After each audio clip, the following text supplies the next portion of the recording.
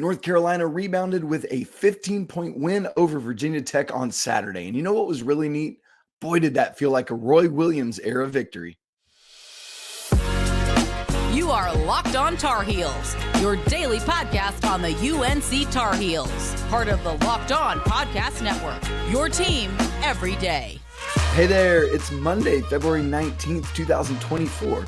Welcome into the Locked On Tar Heels podcast, the only daily North Carolina show out there. I'm your host, Isaac Shade, and I want to thank you for joining us to get your Carolina content every single day. Big welcome in particular to you everydayers out there. We're so glad you're here. If you're a guest to the show, welcome in. Come join us in the Locked On Tar Heels Discord community. This episode is brought to you by LinkedIn. These days, every new potential hire can feel like a high-stakes wager for your small business. That's why LinkedIn Jobs helps find the right people for your team faster and for free. Post your job for free right now at linkedin.com/lockedoncollege. Terms and conditions apply. All right, guys, you can hear it. I apologize for my voice. It has been a long weekend, and I've been trying to do everything I can to try and get my voice ready to record, but no days off. We're rolling. We're doing this thing. So thanks for being here, and thanks for your patience with my voice. I feel like I'm ready to sing Smelly Cat and for Phoebe Buffet. There you go. So North Carolina beats Virginia Tech on Saturday, 96-81. Runs their record to 20-6 overall, 12-3 in ACC play. As the time I record this, the Tar Heels are 10th at KenPom, 17th in offensive efficiency, and 14th in defensive efficiency. At Sunday's net refresh, they moved up to 9th in the country. Interestingly, Saturday, as you are probably aware, there was a top 16 reveal from the NCAA selection committee, and Carolina was 5th overall, the top number 2 seed. We're going to unpack more of the conversation about that on tomorrow's show, Tuesday. So make sure you're tuned in for that. As we dive in, I'm actually recording as the women are playing basketball at Wake Forest on Sunday evening. With a minute to go in the first quarter, Carolina's up 20-6. So I'll keep you apprised of where that's at, but figured playing at Wake Forest, things are going to be in good shape. All right, let's get into the game. Here's where I want to go. I needed to see Carolina attack this basketball game against Virginia Tech. You're at home. You're coming off a stretch in which you've gone 2-3. It's the last game before a break. And so you feel like, all right, let's drain our tanks in this game. And that's exactly what Carolina did. I thought from the get-go, they attacked and they were ready. I know that Virginia Tech got out to a 5-0 lead, but Carolina responded on a 10-0 kill shot run. A kill shot is when you get a run of 10-0 or more. And after taking that lead, at basically, from that kill shot, never trailed again the rest of the game. So a basically wire-to-wire victory from the Tar Heels. And here's what I love. This felt to me like a Roy Williams era victory. And here's what I mean by that. Under Roy Williams, Carolina always, the goal is to go out, utilize your big men to get the opponents in trouble, foul trouble, specifically the bigs, and then just use that to your advantage all game long. So Carolina did that early and often got Virginia Tech in foul trouble early in the first half. All of their front line was struggling and saddled with foul trouble. And so Carolina was able to just use and abuse that all game long. And consequently, Virginia Tech had nothing for Armando Bacot. You think my voice is reduced today? Virginia Tech had less in the paint to stop Armando Bacot. He basically did anything he wanted, particularly in the second half, because Virginia Tech had to basically olay at the rim and just let him score at will. And so Carolina was able to do what they wanted because they attacked. Remember, there had been the foul. Carolina had so few free throw attempts against Syracuse because they kept allowing the zone to entice them into settling for jumpers. Not in this game. Carolina gets 23 free throw attempts. Now, kudos to Virginia Tech. They kept pushing. They kept working to try to get back in the game. But literally every time they did, Carolina was ready with a response. And that's exactly what you need to see. It's not that you have to always blitz teams, but you do need to be ready when the team comes at you to stop them and push back and be ready. So you love to see that.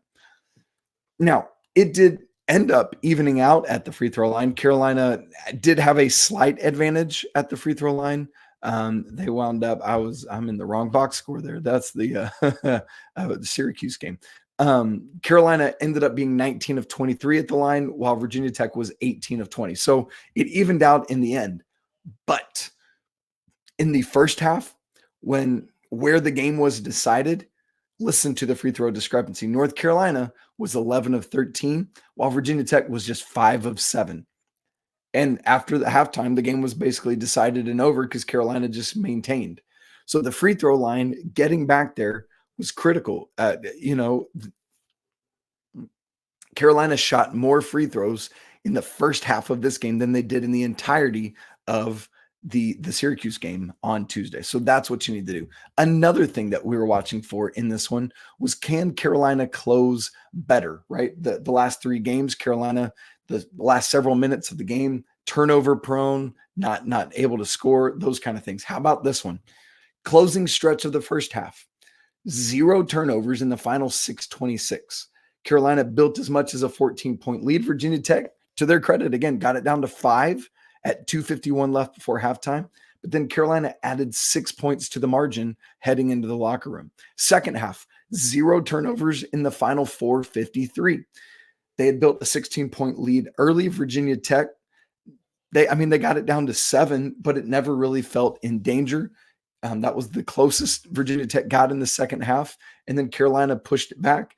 And when they got it to a 10-point lead with 4:24 to go, it never dipped back into single digits. So really good by the Tar Heels down the stretch of this game. We've been looking for that close like they've done so much of the season up until recently, and we saw it on Saturday.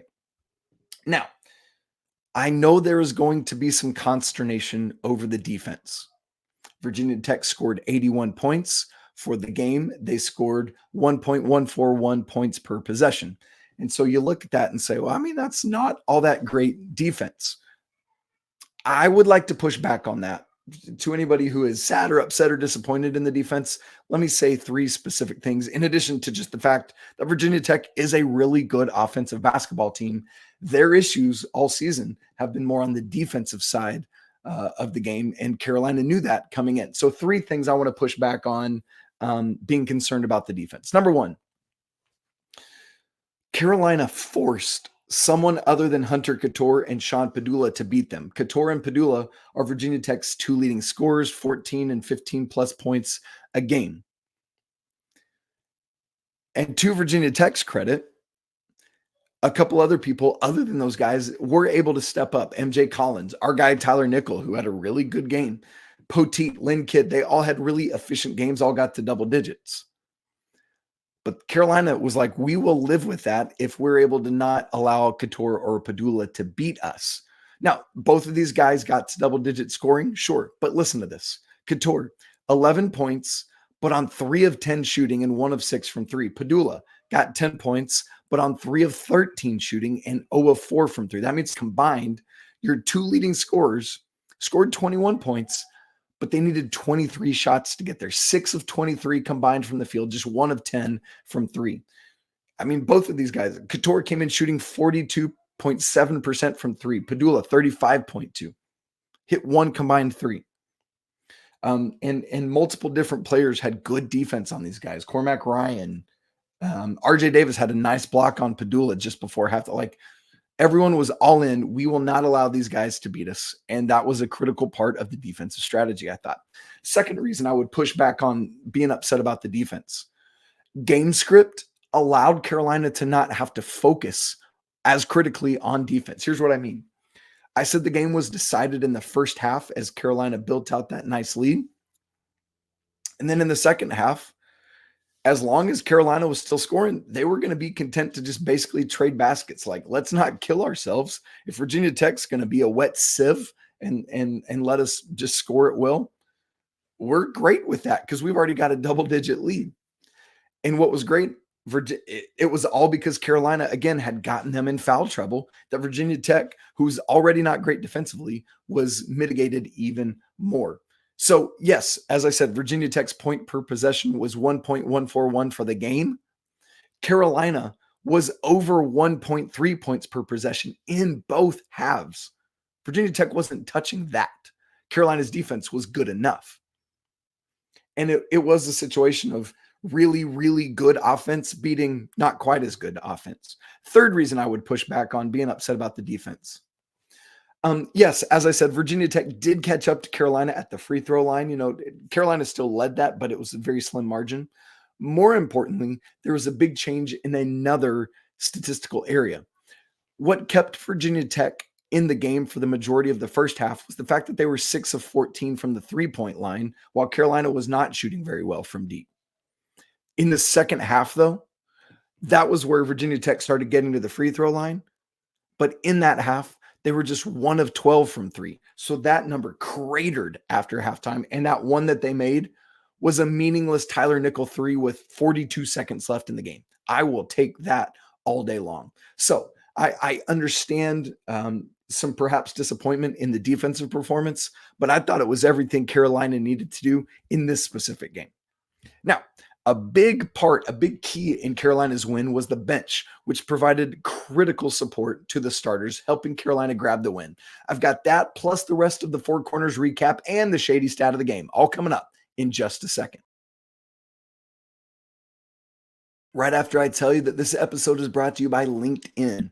When you're hiring for your small business, you want to find quality professionals that are right for the role. That's why you got to check out LinkedIn Jobs, which has the right tools to help you find the right professionals for your team faster and for free. It's not just another job board. LinkedIn has a vast network of more than 1 billion professionals, making it the best place to hire and give you access to professionals you can't find anywhere else. LinkedIn does all that while making the process easy and intuitive. Hiring is really easy when you get that many quality candidates. So easy, in fact, that 86% of small businesses get a qualified candidate within just 24 hours. LinkedIn is constantly finding ways to make the process easier. They even just launched a feature that helps you write job descriptions, making it even more efficient. 2.5 million small businesses use LinkedIn for hiring. So post your job for free at linkedin.com/lockedoncollege. Again, linkedin.com/lockedoncollege to post your job for free. Terms and conditions apply. All right, here we go. Four Corners recap and shady stat of the game. Number 1 in our Four Corners recap. We've been looking hard at getting more bench production from Carolina, both in terms of bench usage, minutes played, and in terms of actual production. And it's not just points, it's assists and steals and blocks and other things like this. And the Tar Heel bench delivered a really nice performance in this game. In totality, the guys scored 15 points, coming from a host of different Tar Heels, but most importantly, or not most importantly, but the biggest number of that came from Jalen Washington, who had 7 points, 4 from Jalen Withers, and then 4 also from Seth Trimble. And that's really what you need. Critically, those 3 guys, you'll take what you can get from Paxton Wojcik and Zayden High when they get in the game. But it's really the Jalen's and Seth that Carolina needs those key contributions from. But most critically, beyond the scoring, what this meant for the Tar Heels is that in a game where Carolina is just kind of, coming into this big break that they've got ahead of them, no starter played more than 36 minutes. That was Harrison Ingram had 36, RJ 35, 32 for Cormac Ryan, 30 for Armando, and 23 from Elliot Cadeau. That's such a big, and I know it doesn't seem like a big difference between 35 minutes and 39 minutes from RJ, but it is. And every minute you can steal is another minute off his legs to help for the stretch run when you might want RJ to play 40 minutes or 39. You know what I mean? And so this is big time and helps already start that recovery process ahead of this week. Remember, this is just Seth's second game back. And against Syracuse, not fully really ready to go yet. This was more his game, his typical minutes, 21 minutes played. He was plus 12 when he was in the game. Critically, had 4 assists and 0 turnovers. Really, really nice performance from Seth. Both Jae'lyn's had a solid game. 19 combined minutes for them, 5 of 8 on field goals. That's about, that's almost like you played 7 guys a total of 19 or more minutes. That's what you're getting from the Jae'lyns there. And that's about good for Carolina. I'd take a couple more minutes out of the Jae'lyns, but this is definitely back in the right direction. Jalen Washington, I said, had 7 points and had 3 field goals. I think all 3 of them were dunks. You'll take that. He also had a block, had an offensive rebound. Jalen Withers, 4 points, had a block, 2 steals. They were both little pokeaways from behind. Really good stuff from Jalen Withers there. Speaking of dunks, he had a monster dunk lined up and almost threw it down too hard, and it went caroming off. So tough one there for Jay Witt. But bench production trending in the right direction in this game. Number 2 in our 4 corners recap was assist percentage. This is a number I look at a good bit of. How is Carolina not only sharing the basketball, but finishing after a share? Tar Heels on this game assisted on 18 of their 35 made field goals. That's 51.4%, meaning that the Tar Heels now in 6 straight games have been over 50% on assist rate. Where does that rank in the Hubert Davis era? The longest streak is 7 straight games over 50%. And the second longest was 5, which they had tied. So Carolina trending in the right direction with this as well. What I also love is that the 6 main contributors, the 5 starters and Seth Trimble, all had at least 1 assist, and all 3 of the main backcourt players, meaning RJ Davis, Elliot, Cadeau, and Seth Trimble, each had at least 4 assists in this game. Great job sharing the basketball. Carolina is doing the right things here. Number 3 in our 4 corners recap is rebounding. We had talked coming in on Friday's episode as we prepared for this game that the Tar Heels had a big statistical advantage on paper. Carolina is one of the best rebounding teams, not only in the ACC, but in the nation. And Virginia Tech is on the opposite end of the spectrum. Carolina is really good on the glass. Virginia Tech is really not good on the glass. But you got to go out and do it. And here's the great news. Carolina did just that, winning the rebounding battle 43-31. That's now 15 straight games in which they have won the rebounding battle. There were, of those 43 rebounds, 14 of them were on the offensive glass. Armando Bacot and Harrison Ingram combined for 9, 4 for Armando, 5 for Harrison, 1 each from Cormac, RJ, and the Jae'lyn. So great work getting on the offensive glass, getting those second chance opportunities. And for the game, Carolina finished with 17 second chance points. You'll take that all day long. And by the way, I said 14 offensive rebounds. That's 3 straight games with 13 or more offensive rebounds. Really good job on the offensive glass. Teams are going to have to start figuring out how to keep Carolina off of that, although I'd prefer that they didn't. 4th in the 4 corners recap. Okay, Cormac Ryan is heating up from deep, baby. Last 3 games, Cormac Ryan has had at least 2 made threes, including 4 in each of the last 2 games. He is 10 of 21 in that stretch. That's 47.6% from 3. I'm just saying, watch out, because we've been talking about it. If Cormac Ryan can get going at the same time as RJ and Harrison and everyone else, and I know Harrison didn't hit a 3 in this game, but man, it just takes Carolina's ceiling up another notch. And Elliot Cadeau didn't hit a 3 in this game, but he's knocked down a couple lately as well. Carolina could be heating up from outside. Also, Cormac, 4 of 4 from the free throw line, had 2 boards, 2 assists, 0 turnovers, and a block and a steal. He also did a critical job, particularly in the first half, in helping Carolina's defense hold down Couture. And so really good all-around game from Cormac Ryan yet again. All right, shady stat of the game. Points in the paint. This is, talking about this being a Roy Williams era victory. Remember Tuesday's loss at Syracuse. Carolina was tied with Syracuse, points in the paint 32. And it's like, oh, okay, that's good. We tied. No, it's not. In the first game against Syracuse, when Carolina blitzed them, the Tar Heels had 58 points in the paint to Syracuse's 32. That's what we're talking about. Carolina, you whether it's through post play or attacking the rim through dribble drive, you want to win the points in the paint game in and game out. So I was really curious, how would Carolina respond to tying Syracuse on Tuesday night? Well, if this reminds you of a Roy Williams era win, here's why the stats sure do show it.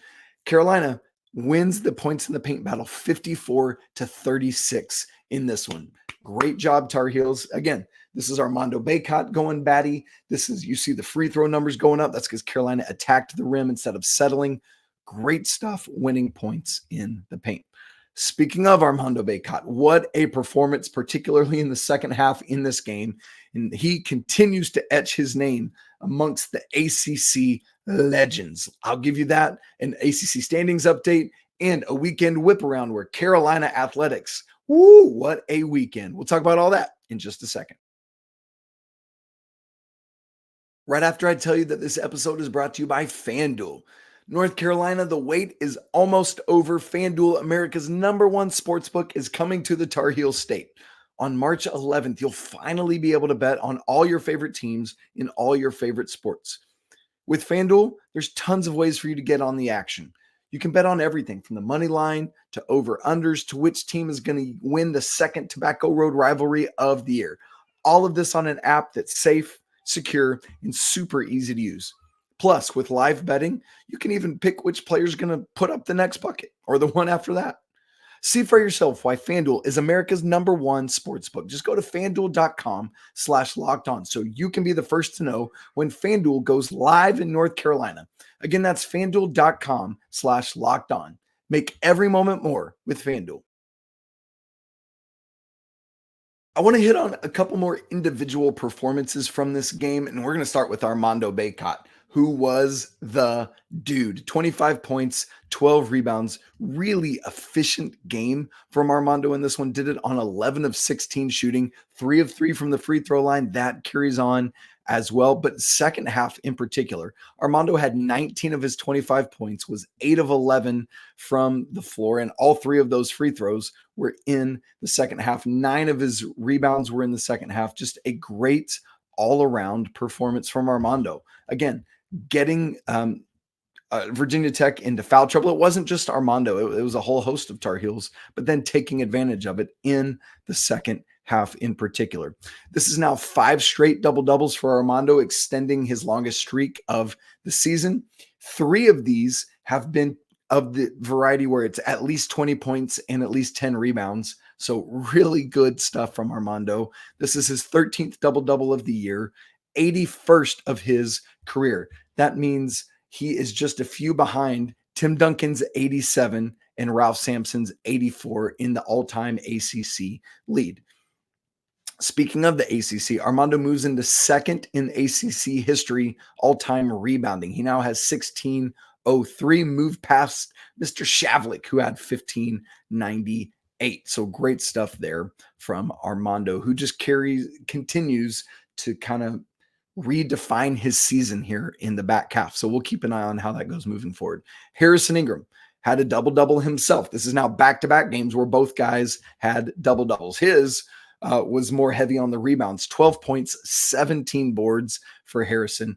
Interestingly, didn't make a 3 in this game. He had a streak coming in of 6 straight where he had made multiple 3s. He's trying to be RJ apparently, and unfortunately that was broken. Wasn't a great shooting day for Harrison, but obviously affected the game as he always does in a multitude of other ways. Speaking of RJ, I don't know how quiet a 20-point performance could be, but it really felt like this for RJ. What I love, we've talked about teams honing in on stopping RJ more, and he's pretty content to just let the team get going, and then he takes off when he needs to. He had these 20 points, but it didn't come in bunches early. I think he had like 3 points for a while, and then late in the first half, man, he just went on this scoring spree that was incredible. Most importantly, we've talked about the recent split from his 3-point shooting being really strong, field goal percentage, and his 2-point not. He was 3 of 5 from 2 in this game. So I like that because higher percentage, obviously that's 60%, but with fewer attempts. I don't mind more attempts, but it's better attempts, more efficient attempts, getting to the rim, those kind of things. RJ did keep his streak of multiple 3s going. He was 3 of 8. That's now 23 straight games with multiple 3-pointers made. He's made at least 1 3 in all 26 games. He's now made 82 on the season, looking like he's well on his way to being the second ever Tar Heel to shoot or to make 100 threes in a season. Also critically, on a day where Elliot had a few turnover issues, 4 assists, but 5 turnovers, RJ had 5 assists and just 2 turnovers. That's the beauty of having 2 point guards in your starting lineup. Speaking of Elliot Cadeau. Yes, 5 turnovers. Let's say that, admit it, and move on from it. Because on a day where Armando Bacot is the most dominant player in the game, on a day where RJ Davis also gets to 20, on a day when Harrison Ingram has another double-double, it was none of them that had the highest plus-minus. That was Elliot Cadeau, who had a plus-minus of plus 19. That's how impactful this young man is, and did so in only 23 minutes on the floor. So, I think for those who want to dwell on the turnovers, it's like he's already that impactful. Just think how much more it can be when that doesn't happen. Speaking of which, I've been harping on Elliot to stop using his right hand on the left side of the rim. And you noticed first half of this game, about 7.5 minutes left. Elliot probes the defense, goes to the right, comes back around. I think it was Armando did a nice job sealing, which he did, multiple times in this game. Shout out to Armando for that, by the way. But Elliot gets to the left side of the rim, finishes with his left. Well done, young man. Proud of you for that. All right, let's get an update on the ACC standings.